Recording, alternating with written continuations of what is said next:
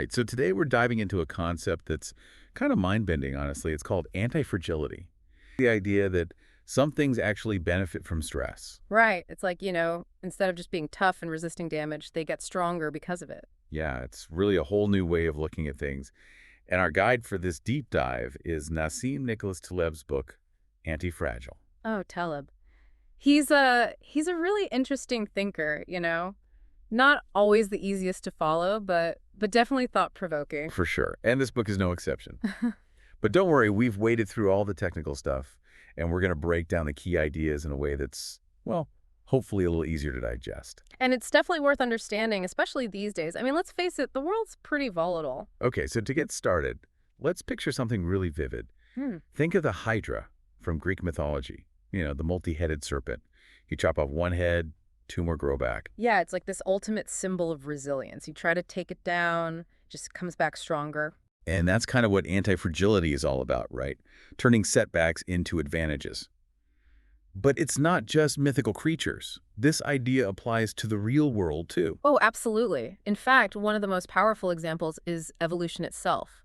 So how does that work? I mean, isn't it survival of the fittest, not survival of the most fragile? Right, but here's the thing. Evolution needs that fragility. Those individual organisms that don't make it, well, their failure provides crucial information. It weeds out the less successful adaptations and allows the stronger ones to thrive. So in a way, those failures are actually essential for the whole system to improve. It's like nature's constantly running these experiments, and the ones that don't work, well, they get tossed out. Exactly, and over time, this process leads to incredible resilience and adaptability. Okay, that's starting to make sense. But what about something like the economy? How does anti-fragility play out there? Well, think about it. We're constantly hearing about companies going bankrupt, right? Yeah, it seems like it's happening all the time. But here's the thing. Those individual failures are actually crucial for the overall health of the system. The failure of some companies creates space for new ones to emerge with fresh ideas and innovations. So it's kind of like a forest fire. A small fire can actually be beneficial because it clears out the underbrush and prevents a larger, more destructive fire later on. Yeah, that's a great analogy. And the same principle applies to the economy. A little bit of creative destruction, as they call it, can actually make the system stronger in the long run. But hold on, wouldn't it be better if government stepped in to prevent those failures from happening in the first place? I mean, wouldn't that make the economy more stable? Well, that's where things get a little tricky. Too much intervention can actually backfire and make the system more fragile. It's like, trying to control every little So detail. it's about finding that balance between letting things run their course and intervening when necessary. Exactly. It's about understanding when to step back and let the system do its thing. Because sometimes a little bit of chaos can actually be a good thing. Okay, so we've established that antifragile systems don't just withstand stress, they actually get stronger because of it. But how does that actually work in practice? How does something actually benefit from hardship? Think about like lifting weights. You're putting your muscles under stress, right? You're actually causing tiny tears in the muscle fibers. Yeah, and that's what makes you sore the next day. Right. But your body doesn't just repair those tears, it overcompensates. It builds back stronger in anticipation of future stress. So it's like the system is learning from that challenge and preparing itself for even greater challenges down the line. That's it exactly. And Taleb calls this redundancy. And it's a key principle of anti-fragility. At first glance, it might seem inefficient, to have all these extra resources or backup systems in place. But when an unexpected shock hits, well, they become essential. So it's like having a spare tire in your car. You might not need it very often, but when you Yeah. do, you're really glad you have it. Exactly. And it's not just about bouncing back, it's about bouncing back stronger. And this whole idea of redundancy, it kind of goes against our typical obsession with efficiency, doesn't it? We're always trying to optimize and streamline everything. Yeah, we'd love to cut corners and do more with less, but maybe that's actually making us more vulnerable in the long run. It very well could be. Taleb argues that in our pursuit of optimization, we often strip away the very things that make us resilient. Okay, so all this is starting to make sense, but let's be honest. Most of us aren't battling mythical beasts or, designing entire economies. So how can we actually apply these ideas to our own lives? How does anti-fragility translate into something practical and actionable?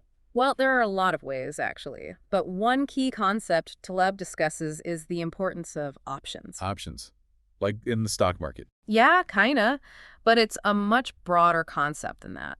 Think of it as having multiple paths available to you, multiple ways to achieve your goals.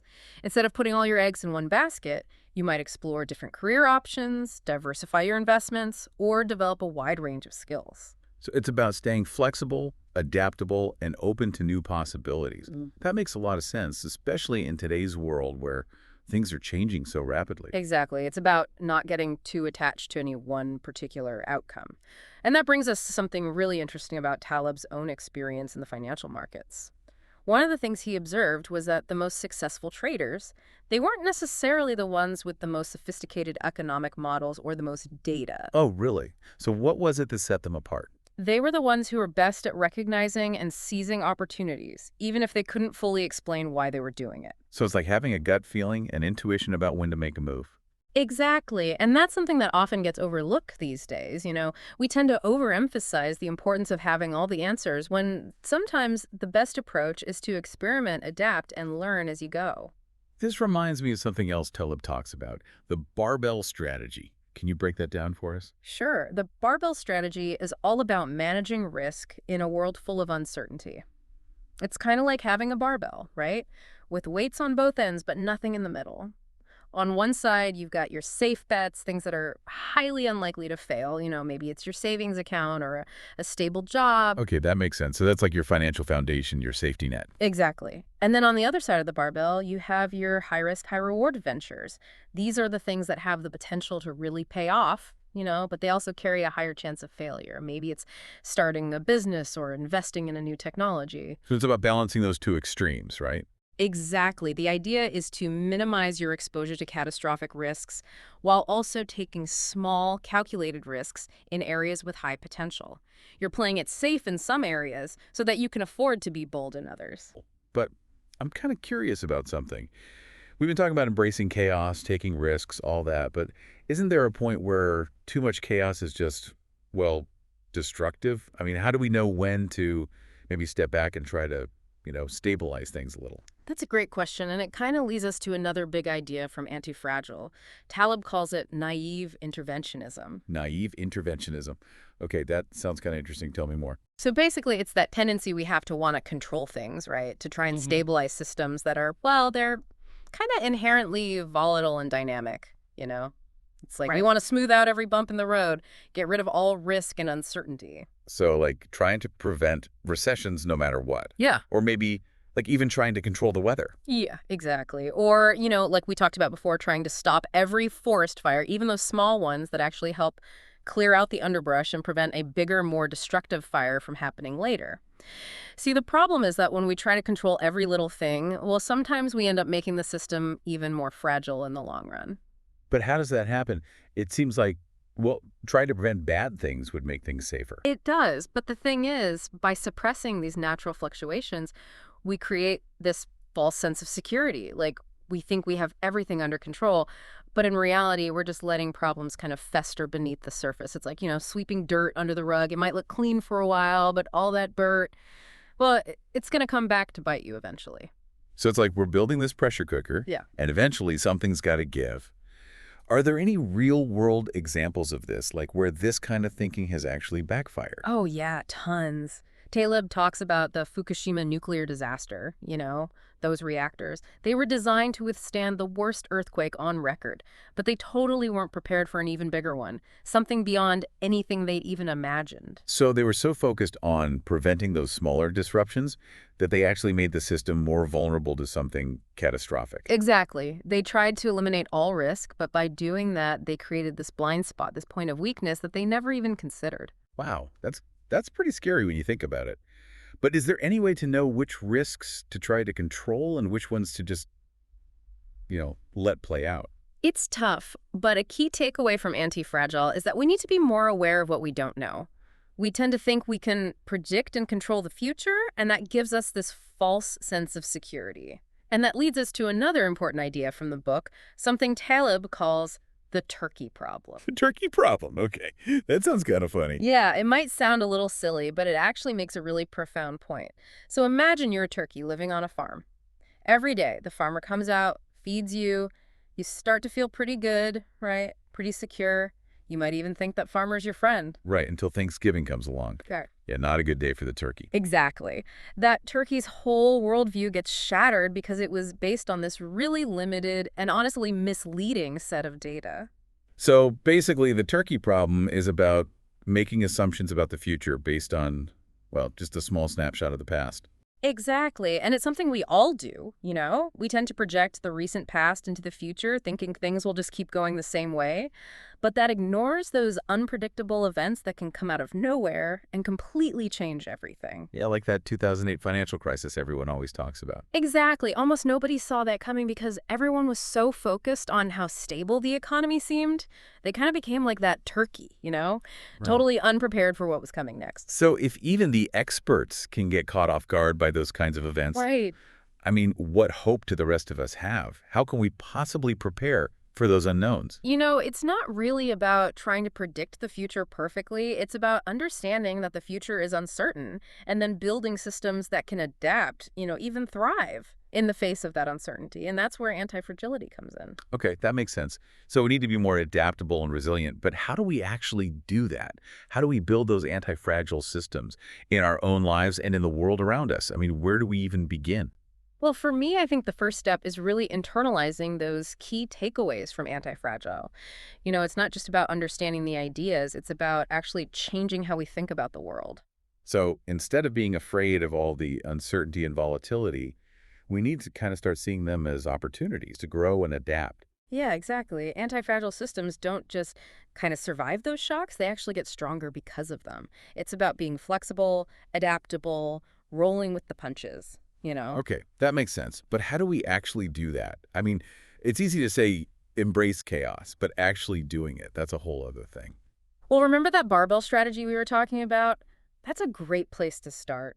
Protect yourself from those catastrophic risks, but then on the other hand, take some calculated risks in areas where you could see big rewards. So diversify, experiment, keep your options open, and don't be afraid to, fail sometimes. Exactly. Remember, those failures, they're often our best teachers. It's how we figure out what works and what doesn't. And that kind of ties back into that idea of having skin in the game, Yeah. right? Actually Yeah. facing the consequences of our choices, the good and the bad. Absolutely. It's about taking ownership, being willing to learn from those mistakes, Mhm. not being afraid of risk, but, approaching it in a smart way. This whole conversation has really made me think about, how we approach education, even our careers. We're so focused on specialization, on following the set path, on of avoiding failure at all costs. Maybe we need to encourage more exploration, more experimentation, more of that productive volatility you were talking about earlier. Maybe we need systems that actually reward people for taking risks and learning from those failures. I think you're totally right. We need to move away from trying to eliminate all risk and instead learn how to manage it, how to use it to our advantage. Man, this has been an incredible journey into this whole world of anti-fragility. I feel like we've just scratched the surface, but it's given me a totally new perspective on things. Me too. And I hope our listeners are feeling that too, that sense of possibility. Before we wrap up, is there anything else from Anti-Fragile that you think is really important, something our listeners should remember? Well, I think Taleb's point about the limits of our knowledge is crucial. We often think we know way more than we actually do. And that can lead to this false sense of security, which, as we've seen, can actually make us more vulnerable. So basically, a little humility goes a long way. Exactly. It's about acknowledging what we don't know, being open to new information, and being willing to, change our minds when we're wrong. That's such a powerful message, especially these days. It's easy to get stuck in our own little bubbles, surrounded by people who agree with us all the time. This is a reminder that we need to be constantly challenging our own assumptions, seeking out different perspectives. And it's a call to action, too. We can't just sit around and wait for the future to happen to us. We got to be proactive, creating a world that's more resilient, more adaptable, more anti-fragile. Well said. This has been a truly mind-expanding conversation, and I hope everyone listening is walking away with a new perspective, a new way to approach those challenges and opportunities that are out there. Thanks for joining us for this deep dive into Anti-Fragile. It's been a pleasure. Remember, the world's full of things that actually benefit from a little disorder. The question is, will you be one of them?